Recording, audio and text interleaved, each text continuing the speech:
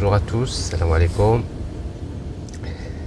Alors ce matin aussi, donc après ma petite balade à côté de la plage, à côté de la mer, donc je vais vous faire une démonstration, ou plutôt une vidéo qui montre comment utiliser Signals avec React. Donc le dernier enregistrement que j'avais fait concernait l'utilisation de Angular Signals. C'est un sujet intéressant, donc voilà, j'ai essayé de voir comment utiliser Signals avec React, notamment quelques bonnes pratiques. Et voilà, j'essaierai de faire la même démonstration que j'avais faite avec Angular, donc le même exemple d'application, et comme ça vous aurez un peu des repères de comparaison. Pour créer une application React, je vais utiliser Vite. Alors en fait Vite, c'est un outil qui permet de faciliter la création de différents types de projets JavaScript. Si vous l'utilisez pas, il y a plusieurs façons de créer des projets React. Vite, c'est une solution qui est intéressante. Alors si vous l'utilisez pas, faites vite. Vous l'utilisez parce que je pense que c'est intéressant.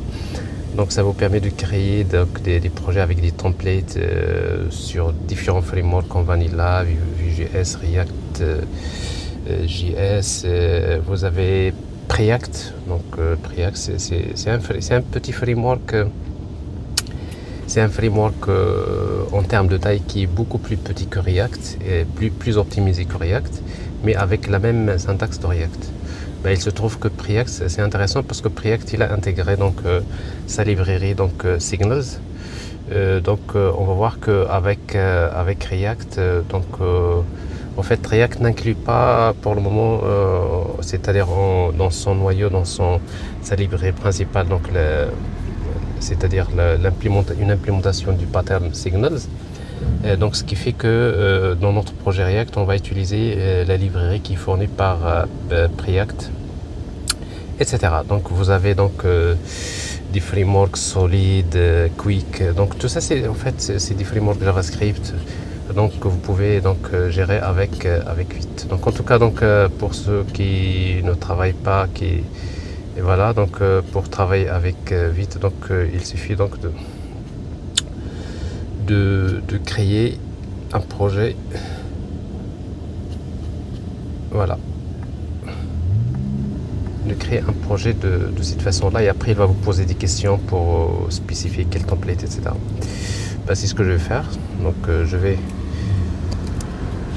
Je suppose que je suis sur ligne de commande. Je suis dans un dossier que je vais me positionner dans un dossier React Project, et puis je vais créer un projet npm create Vite latest. Alors le nom du projet, je peux l'appeler React Signals Application. Et puis vous pouvez spécifier le framework Vanilla, Vue.js, etc. Moi ce que je veux, c'est de sélectionner React, entrée. Alors vous pouvez voir mieux comme ça.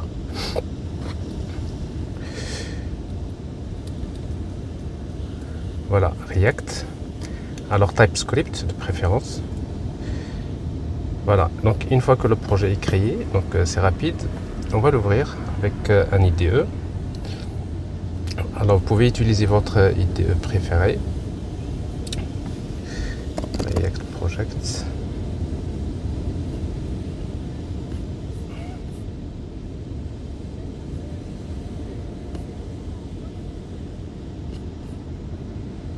Voilà.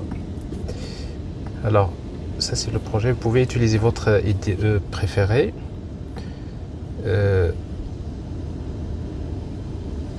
VS Code ou ce que vous voulez, mais moi je reste toujours sur IntelliJ parce que je pense que c'est intéressant. En fait, vous avez un IDE. En tout cas, si vous travaillez avec IntelliJ, il vaudrait mieux rester sur IntelliJ parce que c'est un IDE qui est complet. Alors, je ouvre ça dans une nouvelle fenêtre.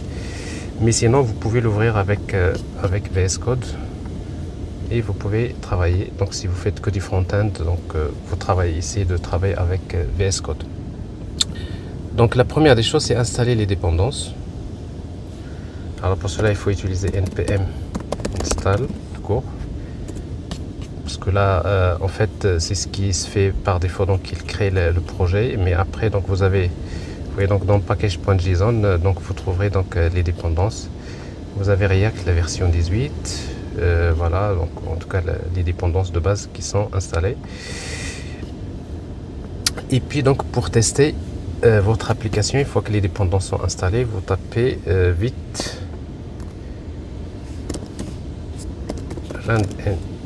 plutôt npm, parce que là vous avez des scripts. Donc run dev, npm run dev. Alors elle démarre donc l'application en mode dans l'environnement de développement. Donc ça c'est l'adresse par défaut qui est utilisée. Donc voilà, donc ça c'est l'application. Alors je vais la même chose faire comme la dernière fois. Donc je retrouve, ça c'est la fenêtre, ça c'est IntelliJ, plein de fenêtres. Alors ça doit être, c'est là. Alors je prends ça et je le mets ici.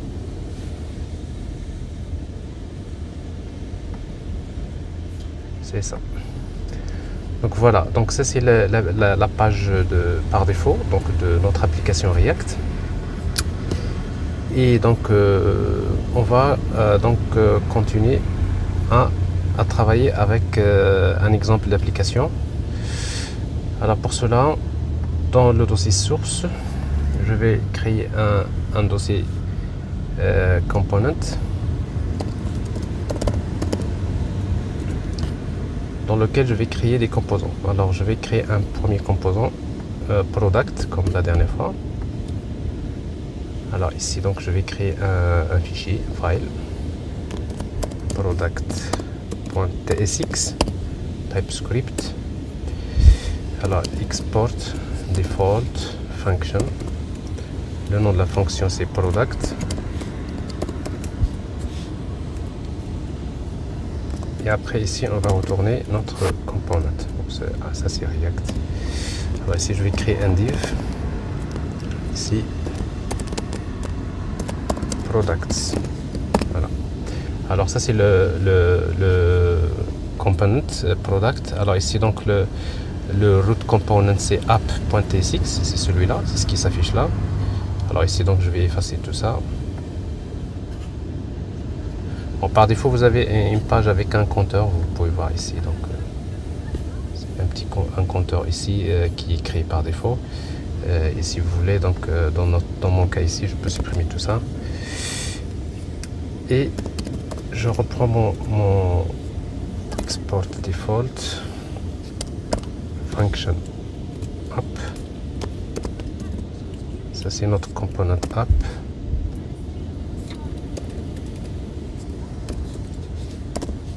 Et on va retourner quelque chose tout simplement. Pour le moment on va afficher que le component product.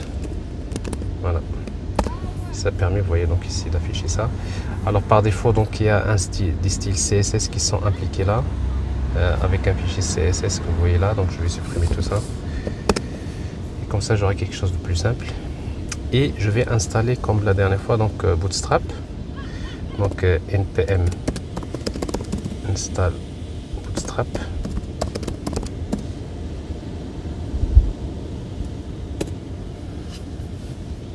Et pour importer Bootstrap, donc je vais l'importer dans app.tsx ici. Import Bootstrap dist CSS.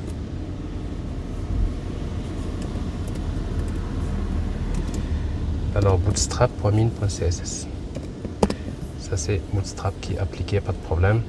Et là je reviens vers mon component. Ici je peux utiliser classe class name ici, padding tree. Voilà. Alors ça c'est mon premier en fait component dans lequel j'essaierai d'utiliser donc signals.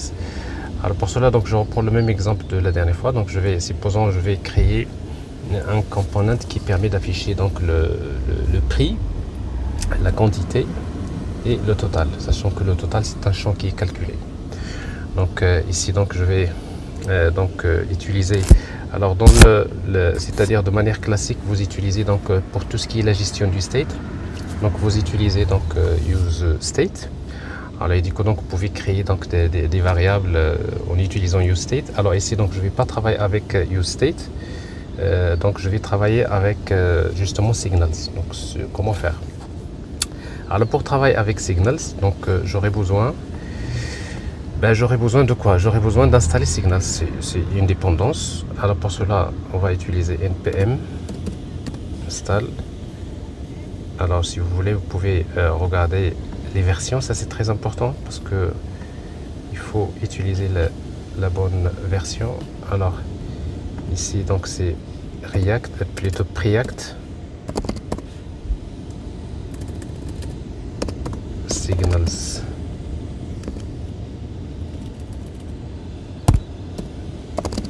React, alors Preact signals React npm, voilà.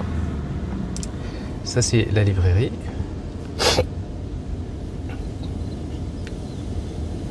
Donc normalement vous l'installez comme ça. Alors sauf que si vous l'installez, donc si vous gardez la dernière version, il va vous installer la version 2.2.0.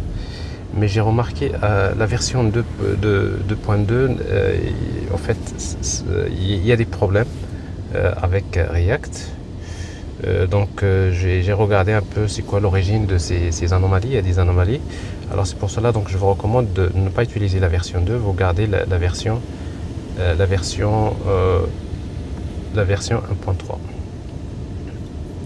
cette version là. En tout cas cette version marche bien. Alors c'est celle que je vais garder, parce que si vous utilisez la dernière version, vous allez voir qu'à un moment donné il y a des petits problèmes donc, dont je ne vais pas parler dans cette vidéo là, mais après je vais diagnostiquer ça. Alors en tout cas donc pour installer Preact, donc je vais plutôt pour installer Signals, donc je vais utiliser donc la librairie Signals React. Donc vous voyez donc c'est la version Signals qui est adaptée pour le framework React. Mais en fait de base c'est Preact, c'est le framework Preact qui l'a créé.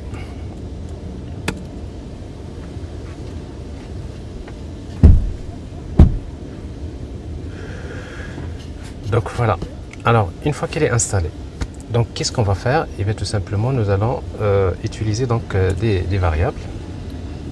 Alors ici donc je vais utiliser si vous voulez, donc je vais l'utiliser de manière globale directement ici. Alors const,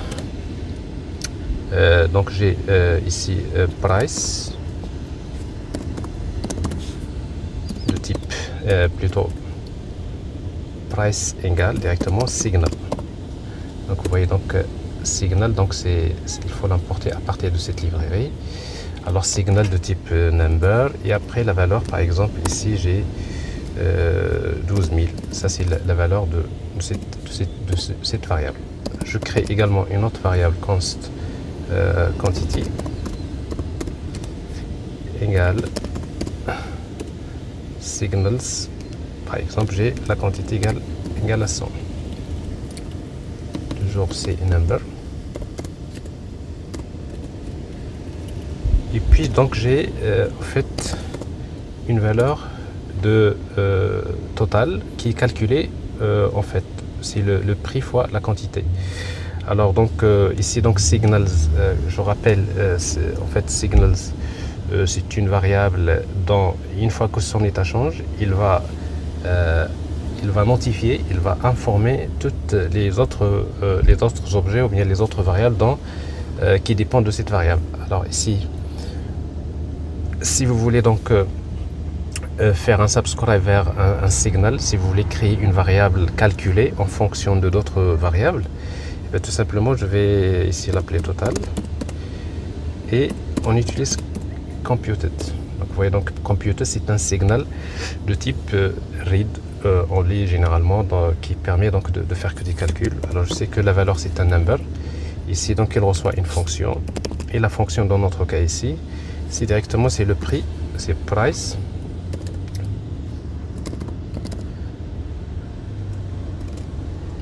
Point value.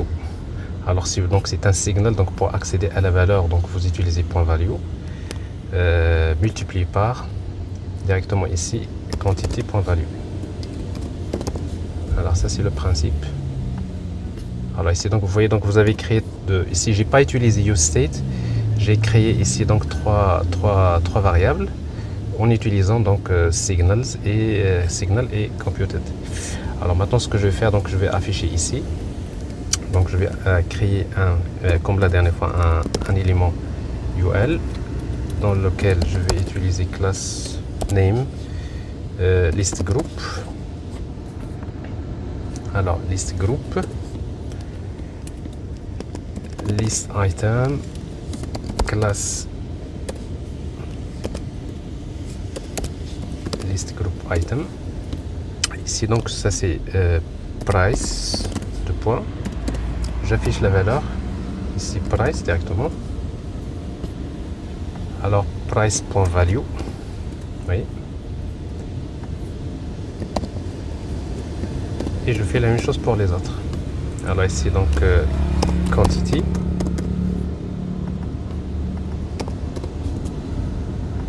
Et quoi d'autre? Total. Alors ça c'est un premier début pour comprendre le principe. Alors voyons ce qui se passe maintenant. Donc je vois donc mes variables ils sont affichées. Alors je vais ajouter ici donc un bouton pour incrémenter et décrémenter la quantité. Et on va regarder si le total est calculé automatiquement. Alors pour cela je vais utiliser un bouton. Donc ça c'est décrémenter. Alors class name. Alors btn outline par exemple.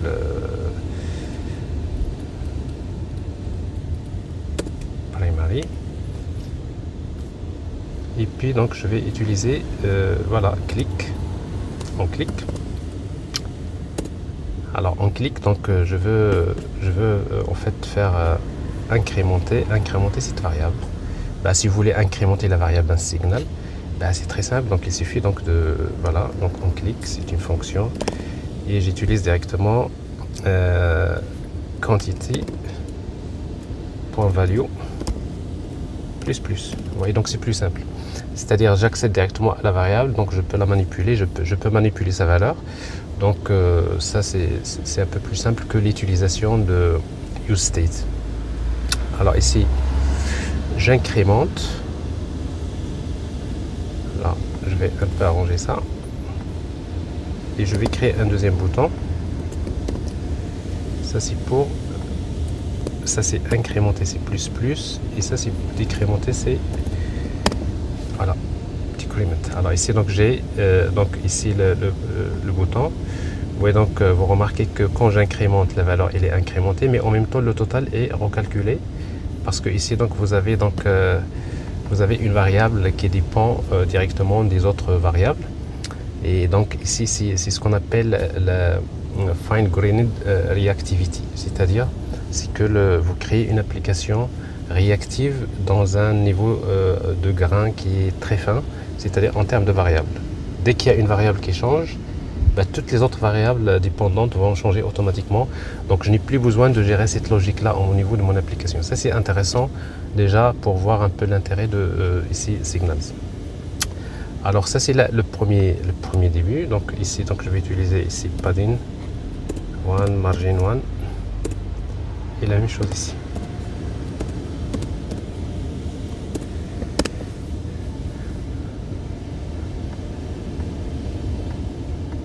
Voilà ici. Alors ça c'est le... Alors ici donc ici si je suppose que le prix ne change pas, je suis pas obligé de... Si je veux pas, donc je suis pas obligé que ça soit aussi un signal, ça peut être une simple variable.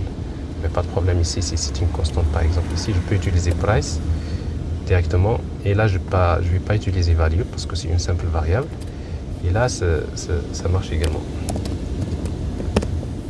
ici c'est la valeur et je fais mes calculs, il n'y a pas de problème.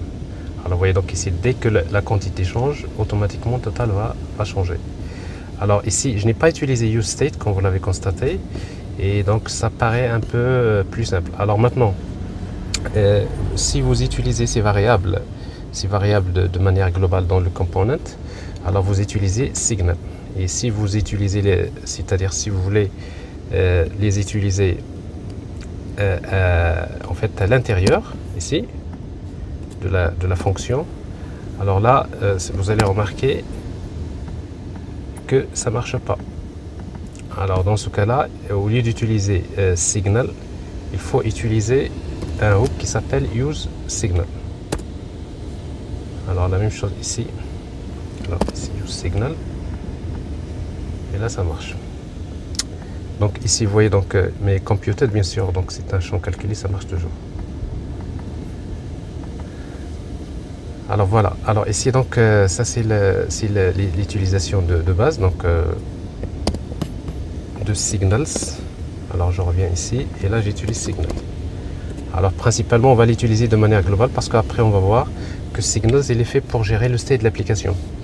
Alors avec signals vous n'avez pas besoin finalement d'une solution de state management telle que par exemple Redux et les autres librairies. Donc ici on va voir justement comment faire ça, parce que tout ça, les données de l'application, on va les centraliser dans un composant séparé, et comme ça on aura une solution qui est intéressante.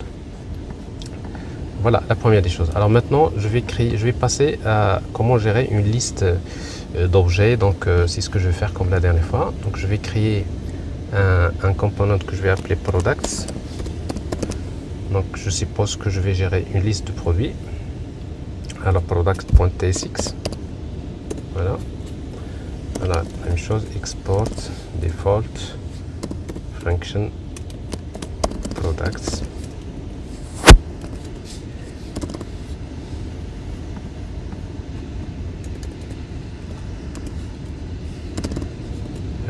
Je génère pas la structure du composant parce que vous voyez donc c'est pas compliqué, donc c'est pas la peine parfois de générer des choses qui sont simples à écrire. Alors ici donc c'est div, ça c'est la liste des produits. Alors pour cela donc je vais gérer une liste de produits, donc je vais d'abord créer un modèle. Donc ici je vais créer un dossier modèle dans lequel je vais créer un fichier product model. Alors product model .ts. Ici donc je vais utiliser une interface product model dans laquelle je définis un produit par son ID de type number, par son nom name type string, par son prix de type number et par un attribut selected de type boolean.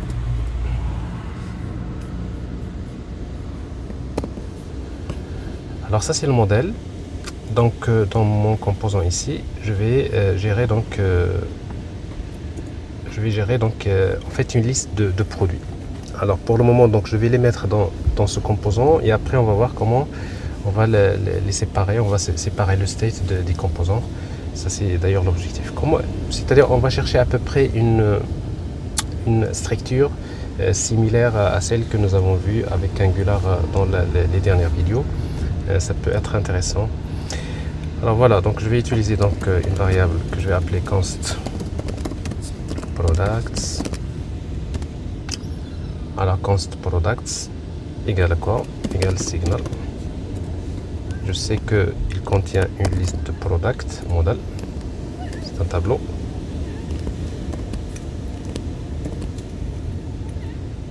Et je peux directement ici ajouter voilà, mes produits. Donc ici donc j'ai initialement des produits avec ID égale à 1, name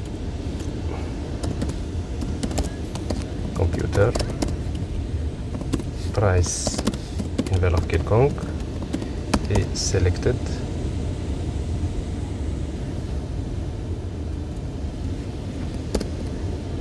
alors selected false. J'ai un petit souci ici. Alors c'est un tableau, donc il faut mettre ça dans un tableau. Comme ça. Et là je fais pareil.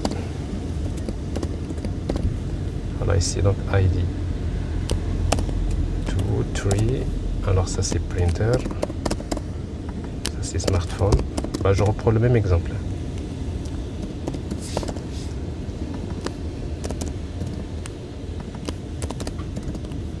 Voilà ici je mets true. Et là c'est true. Voilà. Et puis ici donc je vais afficher la liste de ces produits là avec un table.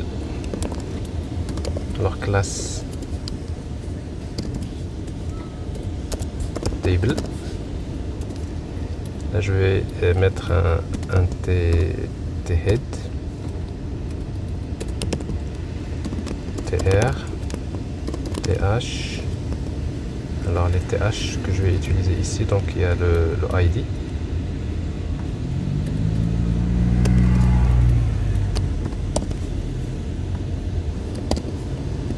Name, price et selected. Parfait. Et dans tbody, je vais utiliser une boucle pour afficher la liste des produits. Pour cela, donc je vais utiliser avec React, voilà comment on fait. Donc on va utiliser product directement, .value, c'est un signal, et j'utilise map. Alors pour chaque produit P, product, j'ouvre les parenthèses et je génère mon code HTML ici, tr, td. Ici donc je vais afficher donc product.id, ainsi de suite. Name, c'est price, quantity, plutôt selected. Alors je vais maintenant pour le moment afficher ça dans un app ts. Pour le moment ici je vais supprimer product et je vais afficher products pluriel, et je vais voir, voilà mon composant qui est affiché ici. Alors je vais ajouter là un padding 3. Alors ici donc là l'attribut ne s'affiche pas parce qu'en fait il s'agit d'une valeur booléenne. Alors moi ce que je vais faire un test ici.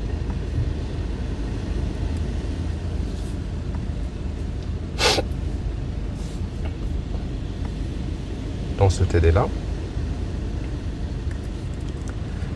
Alors qu'est-ce que je fais? Tout simplement je vais faire un test. Donc je vais afficher donc si product selected. Alors point d'interrogation entre parenthèses. Alors je vais afficher donc je vais afficher un bouton selected, 2 points, sinon je vais afficher un autre bouton not selected. Après on va utiliser donc des icônes si vous voulez. Donc ici ça a l'air de fonctionner. Alors sauf que ici j'ai un petit souci, donc alors ça c'est pas bon, il faut que je sois à l'intérieur ici, c'est-à-dire tout ça, j'ouvre cette accolade là et je la ferme ici, sinon il ne sera pas évalué. Voilà, donc ici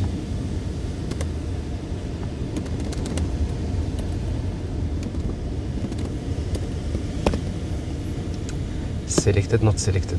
Alors après donc je vais ajouter ici donc les classes, donc btn, ça c'est btn comme la dernière fois, donc je vais utiliser outline plutôt, donc je vais utiliser donc primary par exemple, success. Ici je vais utiliser btn par exemple dans le job, donc juste on fait la différence. Donc not selected.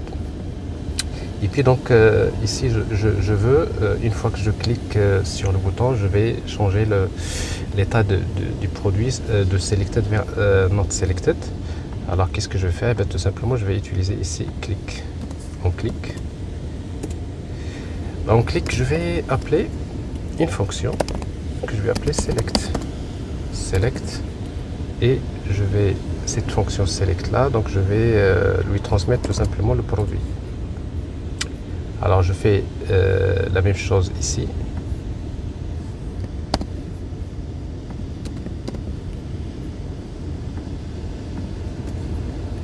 Voilà.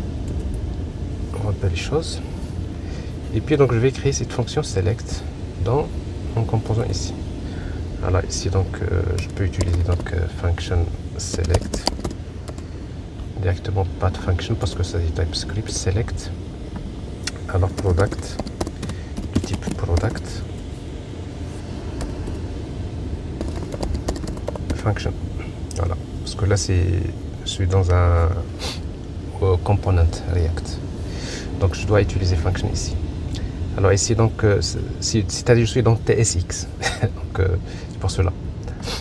Alors ici donc qu'est-ce que je vais faire? Il va tout simplement pour sélectionner, ben, qu'est-ce que je vais faire? Eh bien je vais utiliser products.value, donc je vais filtrer, je vais donc utiliser map. Pour chaque produit, alors pour chaque produit je vais tester si produit.id égale product.id.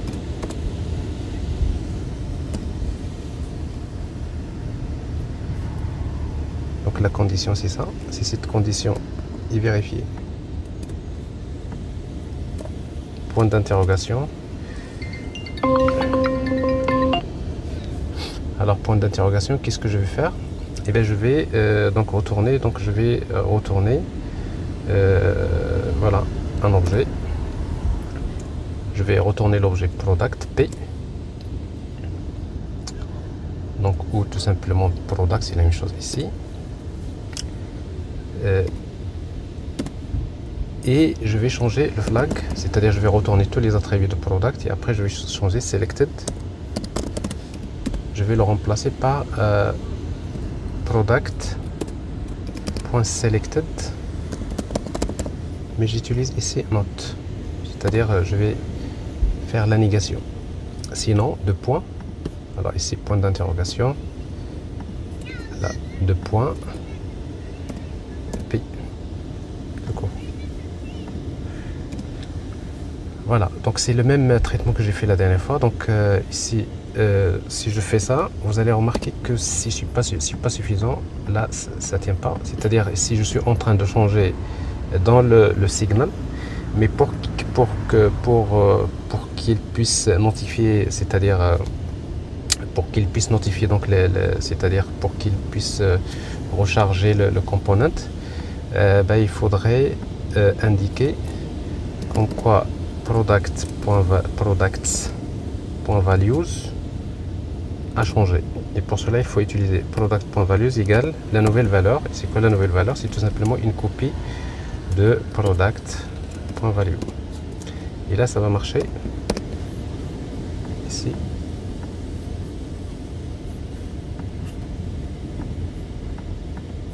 Alors, qu'est-ce qui se passe ici? Alors, je vais regarder si j'arrive à avoir. Alors, console.log product. J'ai besoin d'afficher la console.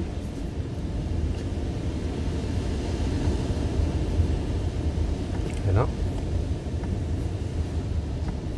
Alors nous avons un petit problème.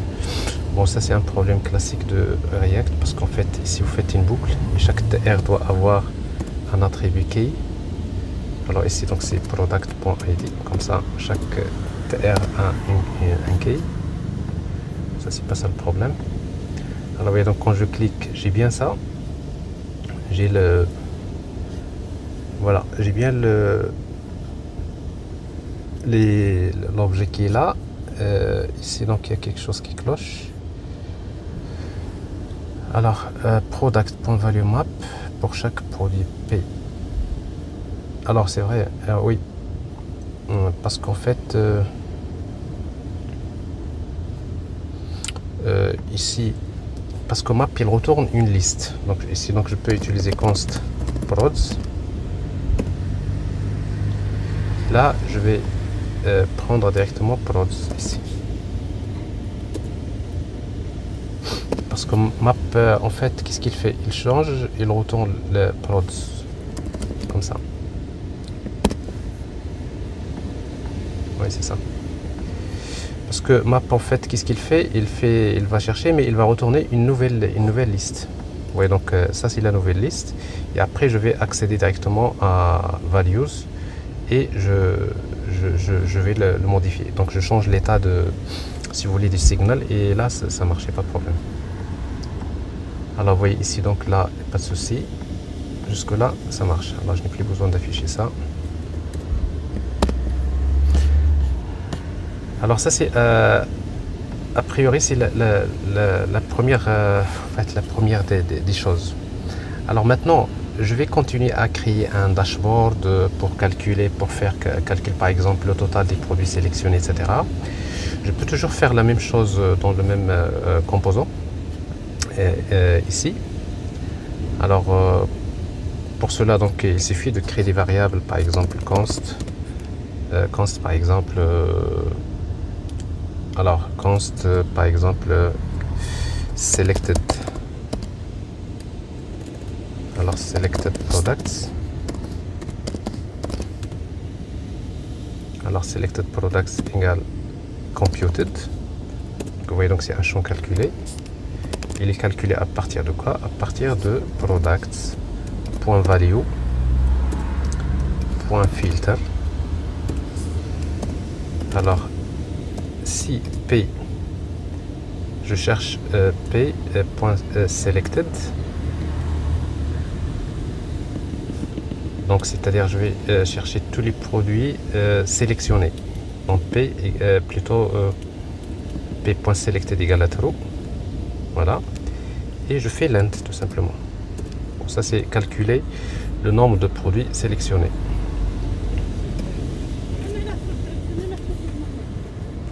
Voilà. Alors je calcule le total de la même manière. Const total égale total selected product. Alors si vous voulez, c'est total des prix. Alors ça va faire la même chose. Donc c'est product.value.filter. Je vais d'abord filtrer comme celui de tout à l'heure, selected, et puis je vais faire reduce, donc P. Alors reduce, il reçoit donc deux paramètres, la somme et le product, et puis donc on va ajouter à la somme à chaque fois product.price, et la valeur initiale de somme c'est 0. Voilà, comme ça il fait le calcul. Alors j'ai mes variables ici, et après je vais les afficher pour le moment dans le même composant ici. Donc je vais créer un div comme ça. Bon, je suis obligé de, parce qu'en fait avec React on devrait avoir un seul enveloppeur ici à l'intérieur du div. Donc je vais utiliser donc un élément UL par exemple avec classe navbuilds. Je vais créer un list item dans lequel je vais créer, allez, on va dire un bouton, et là je vais afficher mes paramètres ici. Selected products, count, selected count,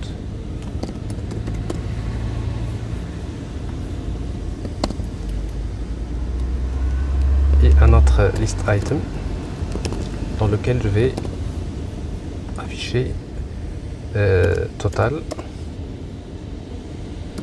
variable total selected products, ici, total.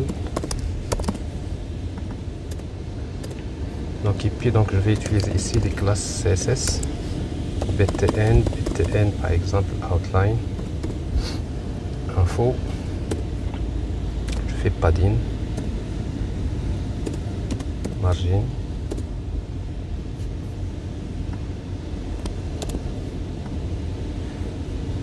et je fais la même chose ici. Alors ici donc vous voyez donc c'est des champs computed. Alors je vais enregistrer et là je vois bien. Alors ici donc je vois bien mes valeurs sont affichées. L'affichage n'est pas bon parce que j'ai oublié, je pense, btn. Alors ça c'est classe A. Je n'ai pas besoin de mettre un bouton à l'intérieur d'un bouton parce que j'ai utilisé directement les classes sur le list item. C'est pas obligatoirement un bouton, un list item. Bon, c'est comme ça. Alors vous voyez donc ici je vois bien selected count et je vois total. Alors si je change, vous allez remarquer ici donc là ça change. Il y en a 3 sélectionnés, il y en a 2. Mais par contre il y a un problème ici. Vous voyez donc je vois toujours il y a 3500. Vous voyez donc dans le total il y a un problème. Alors qu'est-ce qui se passe? Alors ce qui se passe c'est que parce que j'ai pas utilisé computed, justement vous pouvez le deviner. Alors je fais CTRL X. Donc vous voyez donc le fait de ne pas utiliser signal computed, c'est-à-dire même si les valeurs changent, ben, cette variable là n'est pas concernée, ne change pas. Donc je vais faire CTRL X, je vais utiliser computed et je fais CTRL V. Voilà, et je supprime ce point virgule. Et là ça va marcher, vous voyez ici. Donc à chaque fois quand je change, donc j'ai mon tableau de bord qui change automatiquement ici. Alors ça c'est donc jusque là, donc je vous montre le principe de base. Alors je vais compléter l'application avec des boutons supprimer, etc. Donc par exemple vous voulez supprimer donc on va ajouter un formulaire, on va faire la suppression. Mais d'une autre façon. Alors maintenant, jusque là, donc j'ai mon état. L'état de l'application, il est dans le component. Donc, mais généralement, dans la pratique, c'est que en fait, si vous voulez créer un état de l'application de manière globale, alors maintenant, on va passer, si vous voulez, aux bonnes pratiques. Bon, généralement, c'est pas comme ça que vous allez travailler. Alors, quand vous avez un simple component qui gère son état, et après cet état-là, il n'est pas partagé par d'autres composants, alors à la rigueur, vous pouvez faire ça. Mais supposons que ici, nous avons plusieurs composants qui vont partager les mêmes données, les mêmes statistiques, les mêmes informations. Et donc, on aura besoin de voir la solution, comment créer, comment gérer le state de l'application. Alors, c'est ce que je vais faire. La solution est très simple. Donc, je vais créer par exemple un dossier que je vais appeler Store. Je vais créer le state de l'application. Alors dans le store, donc je vais créer un fichier TypeScript que je vais appeler donc store.ts.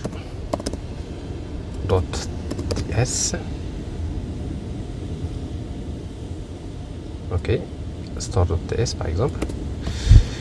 Et dans ce store là, donc je vais créer donc une classe.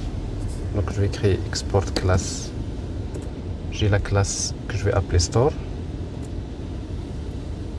qui représente le state, si vous voulez, le store.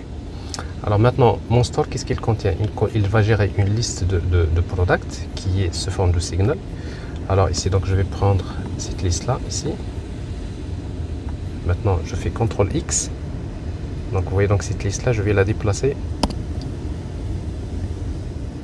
ici, dans le store. Alors comme c'est du TypeScript, je ne dois pas utiliser constante. Donc ici, donc c'est un attribut. Alors l'attribut c'est un signal. Et puis je peux ajouter des méthodes. Alors par exemple la méthode select. Alors ma méthode select qui était là, je vais la mettre maintenant ici. CTRL X. Je la déplace ici. Alors ici il n'y a pas de function, c'est du TypeScript. Et là je vais utiliser donc au lieu de product, je vais utiliser 10.products.value. Et là je vais utiliser 10.product.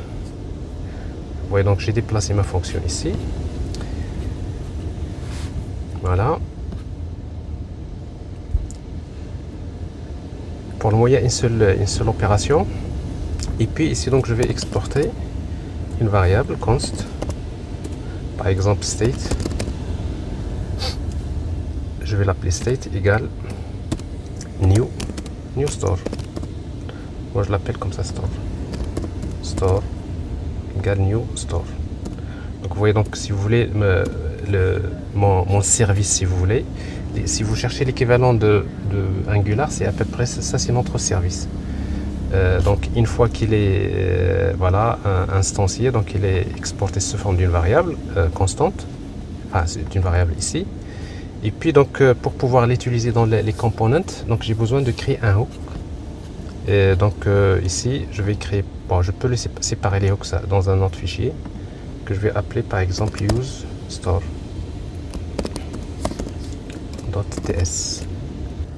Alors qu'est-ce que je vais faire? Donc je vais devoir importer. Donc à partir de étoile as, je vais l'appeler store.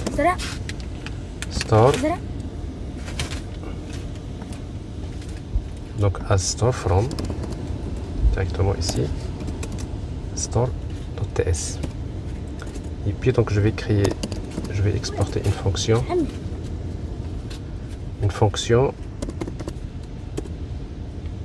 que je vais appeler use store.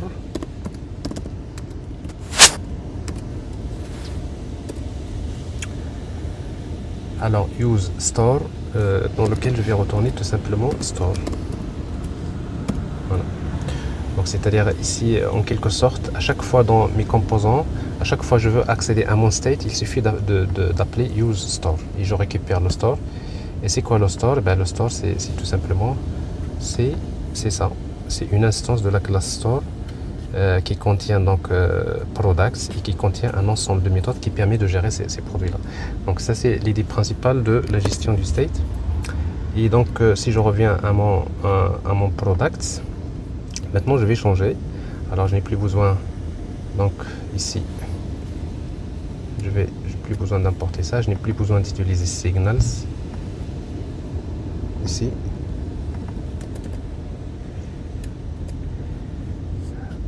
Alors, compute d'après, on va voir où est-ce qu'on va la mettre. Alors maintenant, ce qu'on va faire, c'est que ici, dans mon composant, à chaque fois je veux accéder au state, donc je vais utiliser tout simplement const, directement, une variable store, égale use store, tout simplement. Là, et du coup, donc ici, ça, je vais maintenant les déplacer pour le moment ici, CTRL X. Je vais les déplacer ici et comme ça donc je vais utiliser maintenant c'est store.product value. Alors store, ça on aura un petit souci. Donc si vous voulez donc pour ne pas écrire store.store.products, ça c'est lourd, donc je vais ici faire tout simplement je vais faire un deconstruct, donc c'est-à-dire je récupère l'objet et elle se forme de l'objet store et là ça marche, pas de problème. Donc ici store, là ça marche et là la même chose, store, ça marche. Alors maintenant ici je vais utiliser store, ça marche. Maintenant j'appelle store et j'appelle la méthode select. Oui, donc la méthode select il est dans le store. Et là c'est intéressant parce que là maintenant vous êtes vraiment en train de gérer un store qui permet de gérer le state de l'application. Et là c'est beaucoup mieux. Alors ici donc vous voyez donc ça marche toujours. C'est toujours problème de batterie. On dirait que Alors, voilà, ça marche, il n'y a pas de problème. Alors, sauf que cette fois-ci, vous voyez donc mon component. Le component, il va accéder à mon state à travers ce use store que j'ai créé ici. Je pense que ça c'est beaucoup mieux que l'utilisation c'est-à-dire d'utiliser les hooks use state, use context et tout cet arsenal-là. Alors maintenant, je vais quand même arranger ça. Maintenant, je vais séparer, par exemple ici mon dashboard. Donc je vais le créer dans un composant séparé. Je vais créer un component que je vais appeler dashboard.tsx. Export default dashboard.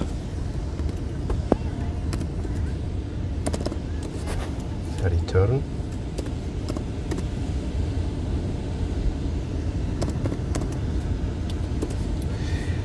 Alors, qu'est-ce qu'on va retourner? Donc, je vais mettre un div classe padding tree. Alors, il n'y a pas de parenthèse ici. Aussi. Est-ce que j'ai mis TSX? Normalement, c'est bon. Alors, export default function. Alors, return. Il n'y a pas de. D'accord, là. Pourquoi c'est. Oh là là. Qu'est-ce qui se passe? J'aime pas ça. Alors, donc, ici, ça c'est la fonction. J'ouvre les accolades et je vais retourner quelque chose de plus simple. Div classe égale padding tree. Et là, je vais prendre. Voilà. Ici. Ça c'est mon dashboard, donc je le prends dans un composant séparé, CTRL X, je le mets ici, et maintenant il me faut également déplacer mes variables. Alors mes variables sont là, vous voyez, CTRL X, alors je n'ai plus besoin d'utiliser compute ici, et je les déplace ici. Alors bien sûr, ils ont besoin des stores, c'est très simple, il suffit d'utiliser const store égale use store. Et après je fais un deconstruct, c'est mieux, ça marche.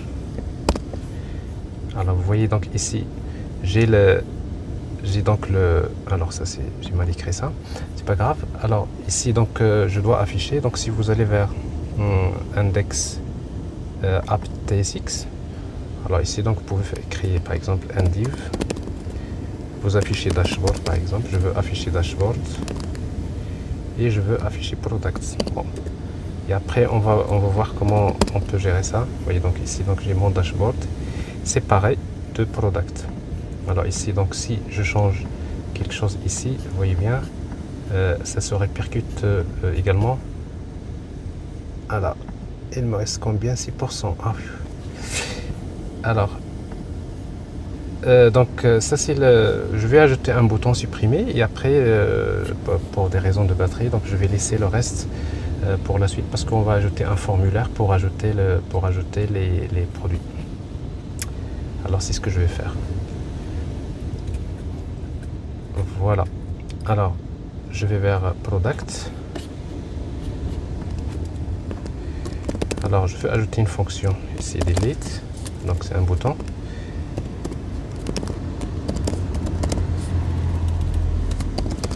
Classe btn danger. Et je fais ici on click. Alors on click, ben, je vais appeler quoi? Ben, je vais appeler store. Et j'appelle une méthode que je vais appeler delete product. Maintenant je dois ajouter delete alt entrée dans le store. Vous voyez donc je suis dans le store. Alors delete, qu'est-ce qu'il permet de faire? Ben, tout simplement on va utiliser encore la même chose ici, const prods égale, alors this prods.filter, je vais chercher prods.value filter. Je vais chercher tous les produits dans ID est différent de product.id. Comme ça j'ignore, voilà, ici. Et puis donc je vais les stocker dans le store. 10 plutôt dans products.value égale une nouvelle valeur de prod égale ici. Et là ça tient. Alors ici, hop, ça marche. Alors après, bon, donc combien? 5%. Alors je vais ajouter un bouton pour ajouter des produits aléatoirement et après on laissera le formulaire après. Alors product, maintenant les choses deviennent plus simples. Ici vous pouvez par exemple vous amuser à créer un bouton ici. Ici par exemple avant table.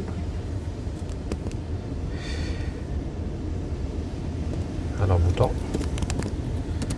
classe, btn par exemple, success. Ici, on clique et de la même manière, donc j'appelle le store.add.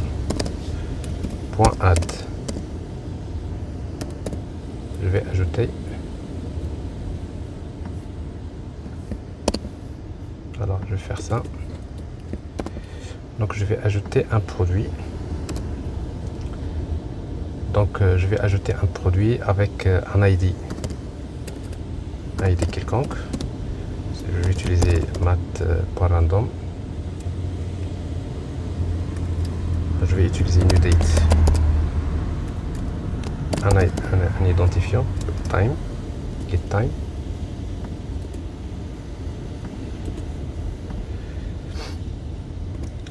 Name, ça va être par exemple A, n'importe quoi. Alors est-ce que je suis bien? Alors il y a ici, non, il faut que je sois là, c'est ça. Alors ici name, par exemple A, price, quelconque, et selected, par exemple false. Bon. Alors cette fonction add product, save product, je vais la créer dans le store. Alors save product, alors il reçoit un produit de type product ici, product model. Ben, qu'est-ce qu'il va faire? Il va tout simplement faire la même chose. Donc product, this.product.value égale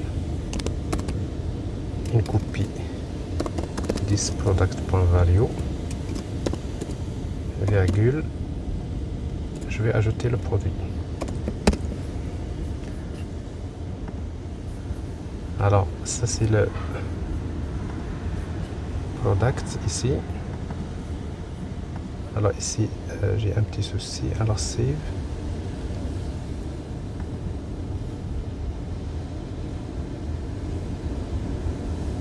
ID name price selected. Ah, c'est une fonction, il faut mettre ça. Donc déjà ça, ouais, c'est ça. Voilà, alors donc je reprends, donc je viens de recharger la batterie. Donc qu'est-ce que je disais, donc voilà, j'ai créé un bouton. Bon, un bouton, donc une fois que je clique, qu'est-ce que je fais? Donc j'appelle la méthode save product, donc je lui transmets un produit quelconque et ça me donne voilà, donc ça me donne quelque chose comme ça. Donc ici c'est product, donc j'ajoute donc je modifie donc le signal product avec sa valeur actuelle et après j'ajoute le produit. Bon, ça me donne ça actualisé. Bon, je vais mettre un label pour donc ici add save.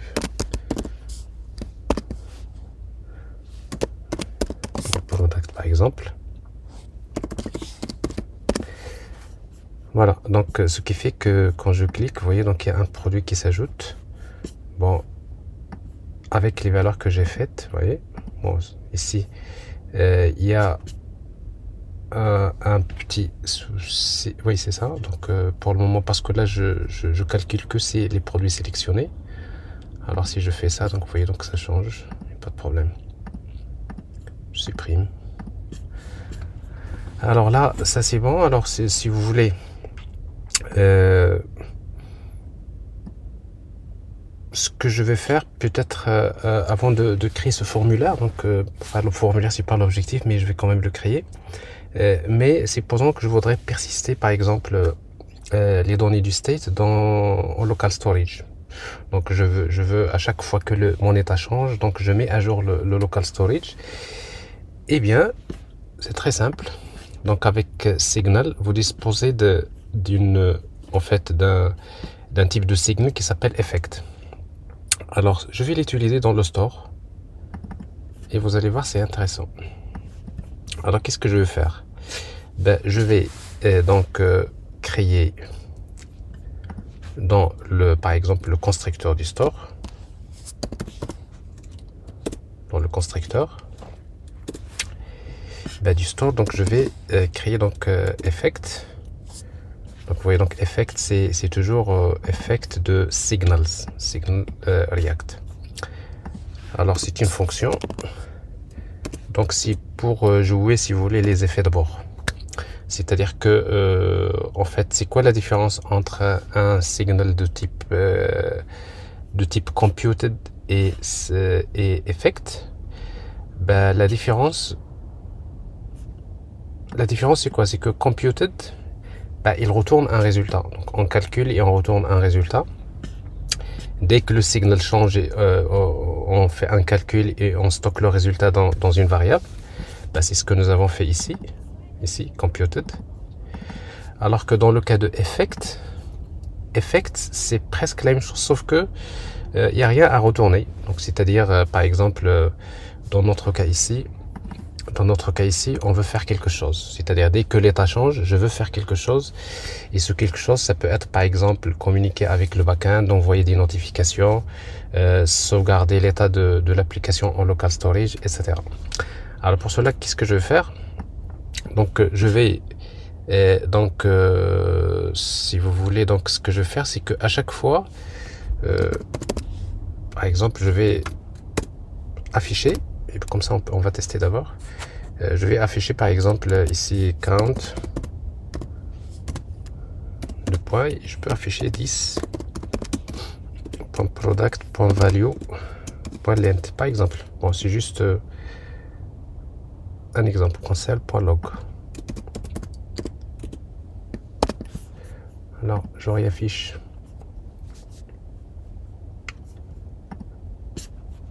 ma console. Alors vous voyez donc vous voyez, dès le départ, donc ça s'exécute. Donc il m'affiche 3. À chaque fois que j'ajoute, vous voyez donc à chaque fois que j'ajoute, vous voyez, donc j'affiche 4, 5, etc. Et à chaque fois que je modifie, il affiche. Donc c'est-à-dire, ça c'est très intéressant, c'est que en fait un effect c'est comme un compute. Il fait un track, il fait un subscribe vers le signal. Et puis donc dès que le signal change, il fait quelque chose. Alors ici donc c'est parfait pour notre cas. Alors ce que je vais faire ici, donc je vais enregistrer dans le local storage. Et bien qu'est-ce que je vais faire pour enregistrer dans le local storage? Donc je vais utiliser local storage.set. Je vais créer un item dans le local storage que je vais appeler par exemple MyStore. Et la valeur, donc je vais prendre c'est json.stringify par exemple. Je vais convertir en string la liste des produits. C'est le state pour le moment ici, donc pour nous product.value. Donc c'est ça notre state.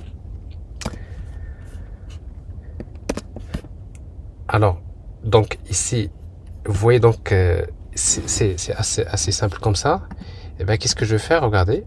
Ben, je vais ici d'afficher le au niveau de application.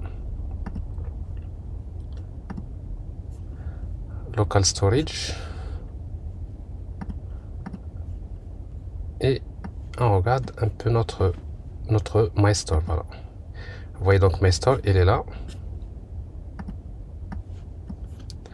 Donc vous voyez, donc j'ai mes 3 produits qui sont enregistrés dans MyStore. Je vais ajouter un autre. Regardez. Et ça c'est intéressant. C'est-à-dire qu'à chaque fois que j'ajoute dans le state, ben j'ai mes données, ils sont persistants. C'est-à-dire ils sont ajoutés dans le local storage. Ben, je fais la même chose, donc ça se fait. Donc je n'ai pas besoin d'écrire beaucoup de logique applicative pour gérer ça. Et si je supprime, regardez, ça va se supprimer également ici.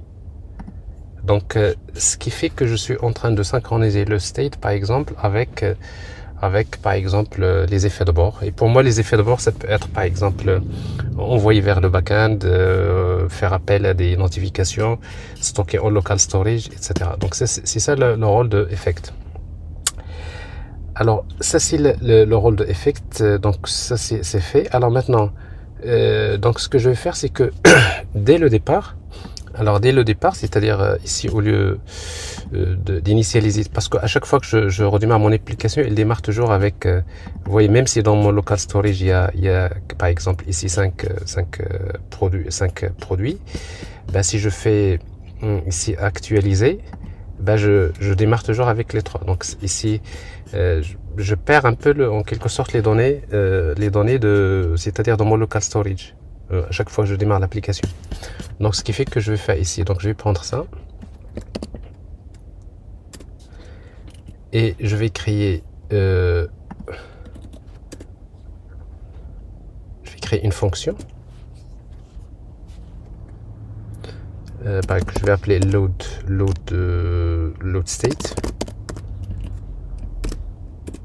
Alors en fait load state, qu'est-ce qu'il va retourner? Il va nous retourner, donc je vais récupérer d'abord donc const par exemple data égale local storage. Je vais aller vers local storage et je vais faire get item. Je vais lire ce MyStore. Alors MyStore. Alors et après if s'il égale undefined, c'est-à-dire s'il n'y a rien dans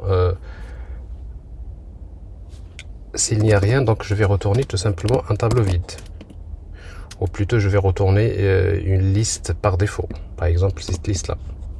C'est-à-dire si je trouve que mon local storage ne contient des données, donc je vais retourner cette liste. Else, ben, je vais retourner le contenu du local storage. Ici donc je vais utiliser quoi? Donc je vais retourner return. Alors je vais faire JSON pass, je vais convertir voilà les data en un objet et ça me donne ça. Alors maintenant ici donc mon signal il va être initialisé avec quoi? Avec la fonction load state, this.loadState. Voilà, et ça c'est intéressant, c'est-à-dire que ici dès le départ enregistré, vous voyez, normalement ici undefined, voilà, donc ici ça me retourne ça, donc ça c'est bon, j'ai bon. Alors if data égale undefined, donc ça me retourne ça. Et puis maintenant si je regarde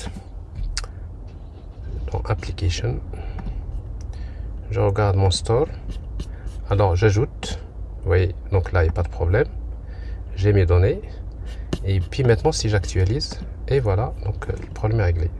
C'est-à-dire s'il trouve des données, donc il va me retourner les données qui se trouvent dans le local storage. Alors maintenant à chaque fois que je démarre mon application, je démarre toujours avec les données que j'ai ici. Si j'ajoute, donc elle est actuelle, mais donc voilà, je récupère les données, je fais des lays, je fais un selected, ça se modifie, etc., etc. Donc vous voyez, donc ça c'est le rôle de use effect, et ça c'est très intéressant. Donc c'est pour jouer ce qu'on appelle les effets de bord et donc de votre application. Alors il faut juste rappeler que effect c'est comme un computed, c'est-à-dire c'est un subscriber vers le signal. Ici dans notre cas c'est notre signal, et dès que le signal change, ben, il s'exécute. Et forcément donc ça donne quelque chose d'assez intéressant. Alors voilà donc un cas d'usage pour Effect. Par exemple, persister mon state dans le local storage. Alors ça c'est fait. Alors maintenant, donc pour terminer, donc je vais juste ajouter un formulaire, comme ça on aura quelque chose d'assez complet. Et donc pour créer le formulaire, donc je vais créer, je suppose que j'ai un autre component. Chaleur. Voilà. Alors, component. Donc je vais créer un component que je vais appeler add product tsx export default function add product. Je sais qu'il y a des snippets qui génèrent le code, mais ils sont là aussi dans, mais je les utilise pas. Donc return, ben, je vais créer un formulaire. Alors ici pour le formulaire, donc je vais créer un div class padding tree dans lequel je vais créer un formulaire dans lequel je fais on submit. J'appelle une fonction qui s'appelle save product. Ici, save. Alors save, je vais la créer ici. Donc function save. Alors function save, il reçoit l'event, l'événement. Et donc ici, je dois en fait voilà. Alors qu'est-ce que je vais faire? Donc je vais créer un... Alors comme je vais l'insérer dans la même page ici, donc je vais créer un formulaire sous forme d'une ligne. Je vais créer un table avec la même structure. Ici table avec thead, avec tr. Donc j'ai le id, th.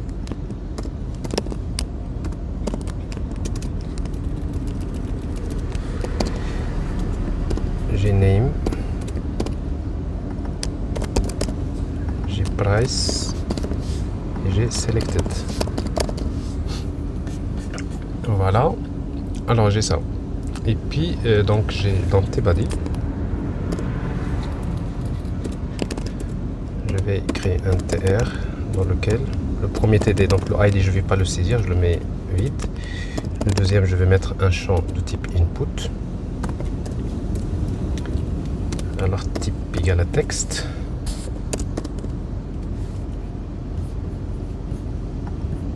Alors là, pour le formulaire, donc je vais pas utiliser signal, je vais utiliser useState. Je n'ai pas besoin ici. Alors pour cela, donc je suppose que je vais saisir donc un product, ici const product. Alors comme je vais utiliser un useState, donc je vais faire ici product set product, le getter et le mutateur égal use state, et je vais mettre dans le state un objet de type product model. Et voilà le product model que je vais mettre ici. Par défaut, les valeurs par défaut, il y a id par exemple 0, name par défaut c'est une chaîne vide, price par défaut c'est 0 et selected par défaut c'est false. Voilà les données de ce state. Je ne vais pas utiliser useForm ici, donc vous pouvez l'utiliser si vous voulez. Alors et donc ici voilà texte, et je fais un change. Si je change la valeur, je dois la stocker. J'ai ici event, je dois la stocker dans le produit set product. Alors set product, qu'est-ce que je vais mettre? Je vais mettre le produit, la copie du product, et avec l'attribut name, parce que ça c'est name, égal à quoi? C'est event.target.value, c'est-à-dire ce que j'ai saisi dans le... Alors là bon, si ce niveau là, donc React c'est beaucoup moins que... Enfin, c'est comme ça, c'est-à-dire React il faut toujours faire ça, à moins si vous utilisez useForm, ça permet de faciliter le travail. Mais c'est pas comme Angular, là où c'est beaucoup plus simple les formulaires. Sinon, vous faites également value. La valeur, c'est product. Product.name. Voilà. Donc, dans cette zone de texte, je crée product.name. Et si je la change, je la stocke dans product name. Donc, à chaque fois que je change, il va être stocké ici. Je crée une classe. Class name, c'est form control. Et puis, je fais copier-coller à notre TD. Ça, c'est pour ici. Je vais changer price. Alors ça c'est set price, ici price.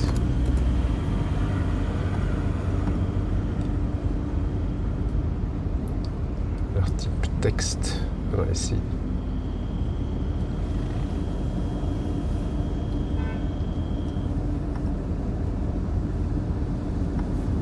Qu'est-ce qui se passe là? Alors set product. Product égale price de point target value. Normalement doit être bon, c'est juste un problème de type number, string number. Alors qu'est-ce que j'ai ici? Price, c'est price, ah, c'est bon, pas de problème, non? Alors je fais parse int, parse float.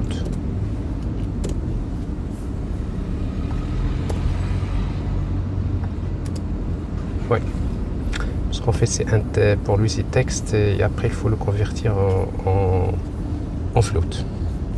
Tout à fait. Alors et après j'ai selected. Alors selected, ici ça doit être selected.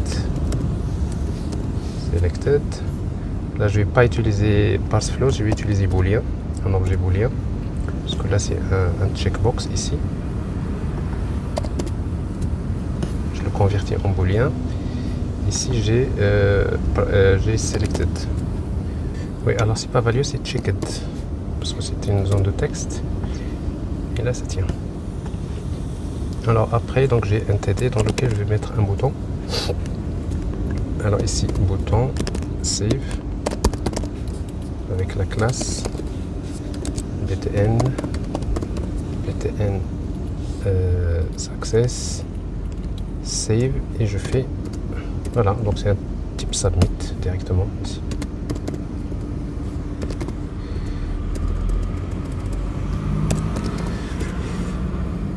Voilà, alors la classe c'est bon. Alors submit, donc c'est quand je fais submit ici, j'appelle donc ici la méthode save, parce que ici vous avez on submit dans le formulaire. Comme ça, ici dans le formulaire, je vais utiliser event pour ne pas recharger la page. Donc ça, il faut utiliser prevent default. Comme ça, je capte l'événement, parce que sinon, par défaut, dans le formulaire, un bouton submit, il recharge automatiquement la page. Donc ici, donc je capte l'événement, donc j'ignore c'est-à-dire le traitement de cet événement. Et puis, j'appelle mon store pour enregistrer. Et pour utiliser le store, là j'utilise encore ici je déclare mon store égale use store et j'appelle store et j'appelle la méthode save.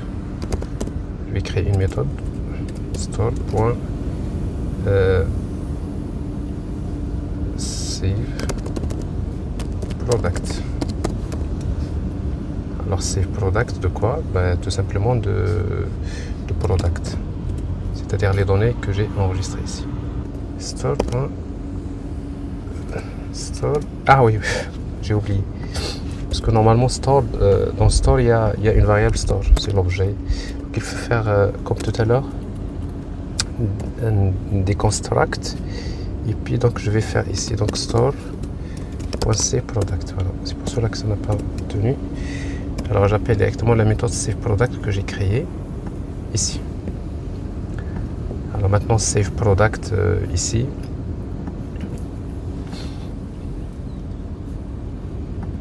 Alors save product, qu'est-ce qu'il va faire? Il enregistre le produit directement. Comment? Alors je vais pas prendre le produit là, donc je vais prendre le produit que j'ai récupéré. Je fais une copie de prod et je vais voilà, prod tout simplement.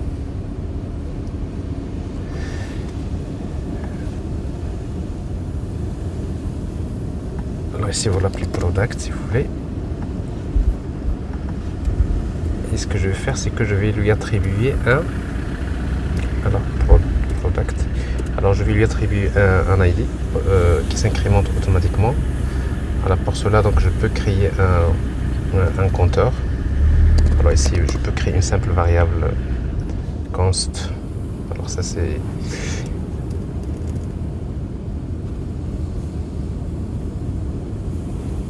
par exemple const counter de type number, par exemple sequence counter,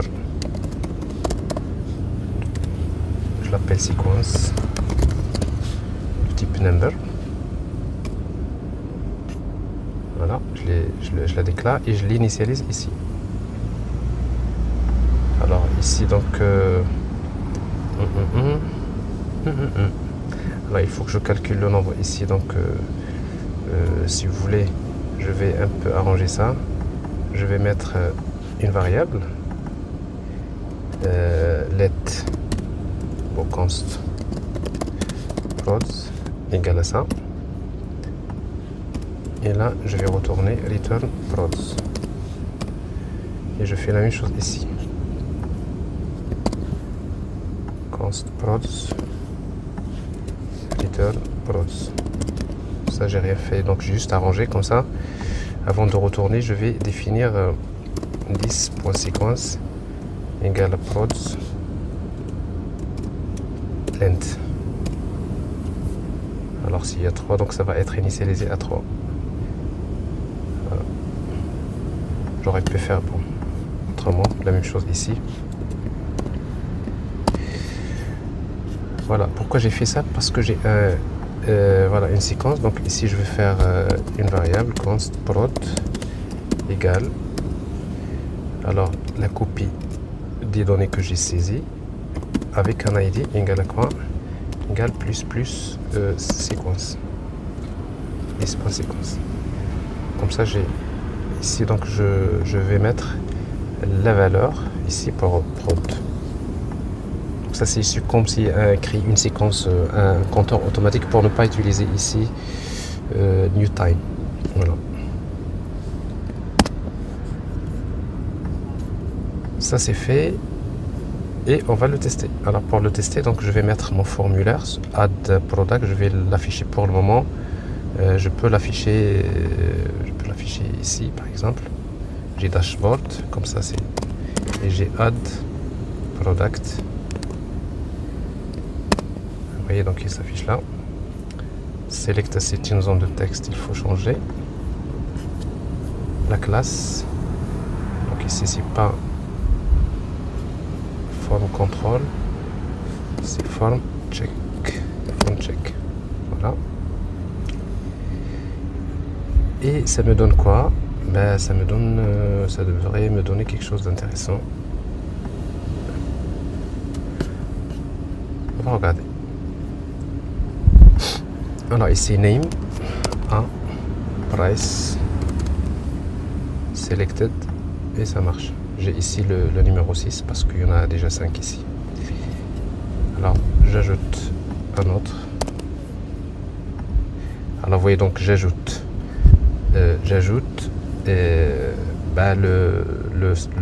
c'est-à-dire ici, voilà, il y en a toutes les données ici, il n'y a pas de problème. Donc 1, 2, 3, 4, actualiser, j'ai mes données ici. Je pense qu'il faut juste faire ça. Voilà, mes stores, c'est ça.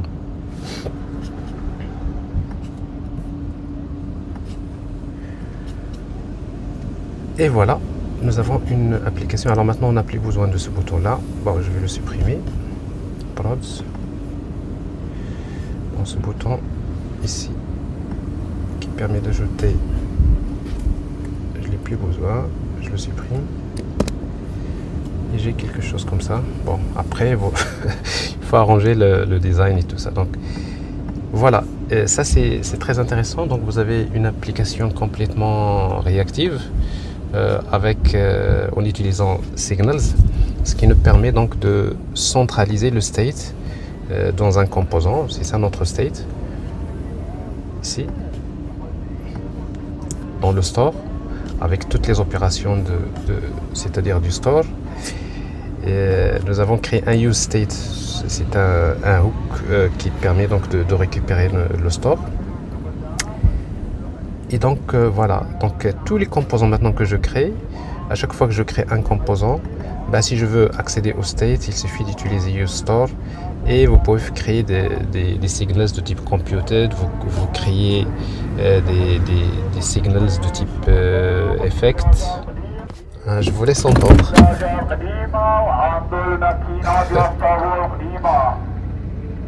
Si vous voulez acheter des choses anciennes, il est en train de vendre.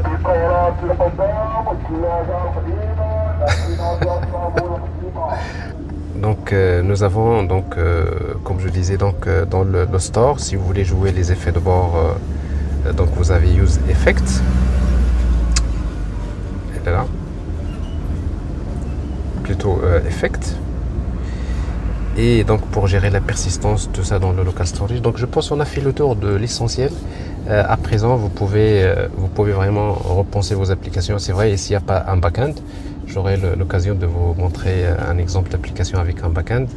Ce que je vais faire, juste la dernière chose peut-être, c'est ajouter une barre de navigation pour cette application. Comme ça, on aura quelque chose d'assez complet. Pour cela, je vais installer le routeur npm install React Router.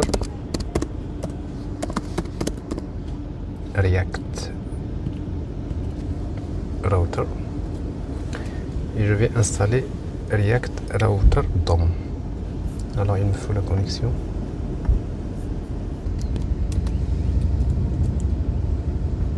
Voilà, React Router DOM, c'est les deux dépendances.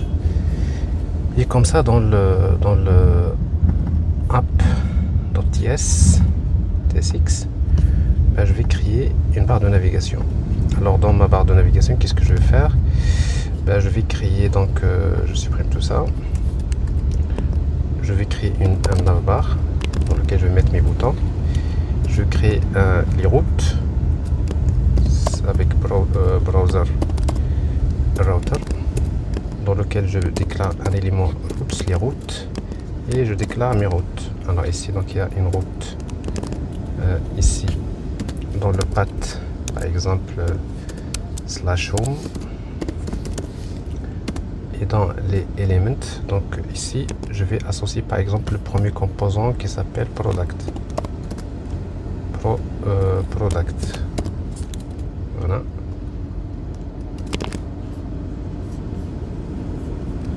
Product, je crée une autre route pour afficher products. Alors products ici, je vais l'appeler products. Donc j'ai mes routes, et puis donc dans ma barre de navigation, je vais créer donc une barre de navigation UL, classe padding tree, la border par exemple, non, padding tree, classe plutôt nav pills, c'est plus simple, et des list items pour lequel je mets des boutons. Alors pas des boutons, mais je vais utiliser des links directement. Alors le premier link to slash ça, c'est Trotzli Home par exemple. Ça c'est par exemple appel home, et un deuxième list item pour lequel je fais ici products products slash products. Voilà, donc nav, il faut pas la mettre là, c'est à l'intérieur de browser router, sinon il va pas apparaître. Alors ici donc ça a l'air d'être bon. Alors ici donc nav classe, ici UL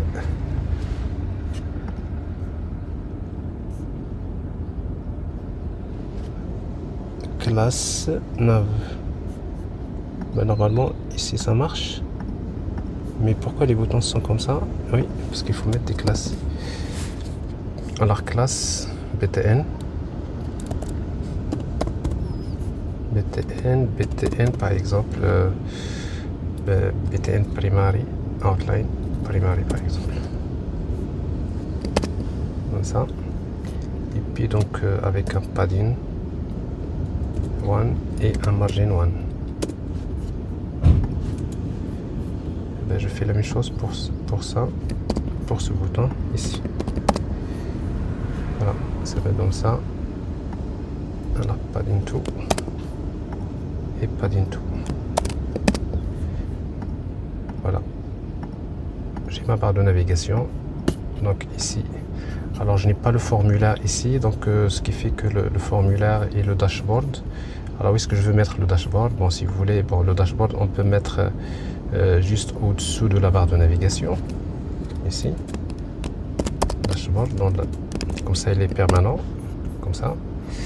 Et puis le formulaire d'ajout, on va le mettre à l'intérieur de product ici, DSX. C'est-à-dire, c'est pas dans le formulaire, c'est dans products. Alors, dans product ici, donc juste avant table, je vais insérer le formulaire add product. Et voilà, ça me donne ici le formulaire. Alors ça c'est le premier composant, rappelez-vous. Donc on a expliqué comment fonctionne le signals. Et puis donc ça c'est la page dans laquelle on va sélectionner les produits, supprimer des produits, faire des opérations. Et tout ça est synchronisé avec le local storage, donc c'est parfait. Bon après donc juste si vous voulez sélectionner on va dire le menu qui est courant, ben, vous faites ça, vous le faites dans la barre de navigation. Donc app TSX. Alors vous utilisez un use state ici. Je préfère que ce composant là soit un composant séparé, navbar. Donc vous créez un composant navbar TSX. Alors export default function navbar. Je fais return entre parenthèses et je crée. Non, je prends tout ça. CTRL X et je le mets ici. Comme ça je sépare les éléments. C'est parfait. Alors une fois que je fais ça, donc maintenant je reviens vers app TSX. Donc là je mets ma navbar. Oui, ici donc ça marche toujours. Et là donc pour avoir la route qui est sélectionnée plutôt courante, donc je vais utiliser donc voilà const. Je vais créer une variable que je vais appeler current route, set current route. Alors pour le moment ici donc je travaille avec useState. Donc la valeur par défaut c'est une chaîne vide. Alors qu'est-ce que je vais faire? Donc je vais utiliser ici donc voilà sur navbar. Alors c'est pas ici déjà. CTRL X, c'est dans navbar. parce que ça concerne la navbar. Et puis donc je vais utiliser ici, vous avez link et vous mettez un clic. En clic, qu'est-ce que je vais faire? Je vais définir cette current route, par exemple ici, égale /home. Et là, je fais la même chose. On clique, set current route égale /products. Bon, après on peut faire des boucles pour gérer ça. Et puis donc ici, donc je fais ici la classe. Alors quelle classe que je vais mettre? Je vais prendre cette classe comme ça. Donc class name, c'est une expression et je vais mettre, voilà, if current route égale /home, point d'interrogation, je fais ça, 2 points, sinon je fais ça. Alors maintenant ici, donc je vais supprimer la outline, comme ça va être primary, sinon ici ça devient outline. Ben, je fais pareil ici. Ici class name, copier-coller. Sauf qu'ici c'est products. Je pense ici il faut terminer, il faut faire quelque chose. Alors il faut fermer la collade. Voilà. Comme ça, donc quand je sélectionne, je vois bien c'est en bleu. Et là, c'est juste pour avoir la route actuelle. Ben voilà. Alors ça, c'est votre application React en utilisant les signals. Donc je pense que tout est bon. Alors si vous faites ça, je pense déjà pour les gens qui travaillent avec React et qui utilisent des solutions habituelles pour gérer le state, il faudrait vraiment tester, regarder un peu avec Signals et je suis sûr que vous allez beaucoup apprécier. Et moi personnellement, bon, si je travaille avec React, j'opterai pour une solution claire comme ça, avec une solution de state management basée sur les Signals. C'est beaucoup plus simple, plus rapide, plus performant et surtout ça permet de séparer la logique applicative. Vous voyez, donc la logique applicative et le state avec les components, avec la logique présentation. Et ça vous donne en fait voilà, une bonne façon de gérer votre application. Après maintenant il y a des choses à améliorer, il y a d'autres cas d'usage sur lesquels on aura l'occasion de parler. Et voilà, donc je pense que je n'ai rien oublié, donc je vous souhaite un très bon courage. Donc je pense que j'ai déjà mis cette version là sur là, je vais créer un repository. Bon, ça c'est le readme qui est par défaut fait par Vite, parce qu'il ne faut pas oublier que nous avons créé le projet avec Vite. Il faut juste noter que quand vous allez passer en production, il y a des consignes qu'il faut appliquer quand vous allez passer en production. Voilà, autrement donc vous avez les dépendances ici. Et notez bien, c'est très important, c'est que j'ai utilisé voilà, Preact Signals React, la version 1.3.8. C'est pas la 2, parce qu'avec la 2, j'ai vraiment galéré. J'ai trouvé qu'il y a quelque chose qui cloche, c'est-à-dire que ça marche pas quand il s'agit d'une liste d'objets. J'ai pas encore compris pourquoi ça marche pas. Peut-être ça devrait marcher avec une autre version de React. Mais je vous recommande de rester sur ça en attendant de voir qu'est-ce que React va faire, parce que je pense depuis que Angular avait intégré dans son noyau Signals, bien sûr dans son framework à partir de la version 16, c'est que React sûrement je pense que la prochaine version donc devrait intégrer une solution basée sur qui utilise le pattern Signals, je pense. Et donc, mais en attendant, vous pouvez donc profiter de ce qui est offert par Preact, notamment pour l'intégrer avec React. C'est ce que je vous ai montré. Et si vous voulez travailler toujours avec la même syntaxe de React, mais avec un framework encore plus léger, plus rapide, ben, vous utilisez carrément le framework Preact qui est, je pense, très intéressant. En tout cas, c'est pas nouveau, c'est un framework qui date depuis plusieurs années et qui a fait ses preuves. Donc voilà, donc Preact, c'est le React avec les mêmes éléments syntaxiques, avec la même logique, mais avec un moteur qui est relativement différent. Mais lui, il intègre justement Signals si vous voulez les utiliser. Donc voilà, donc ça c'est fait. Donc je vous souhaite un très bon courage. Vous avez comment utiliser Signals avec Angular, vous avez comment les utiliser avec React. Et je pense qu'il y a quelqu'un qui fait du front-end, ben, il a besoin donc d'avoir ça dans, on va dire, comme on le dit, dans sa poche. Et donc voilà. Allez, bonne journée et bon courage.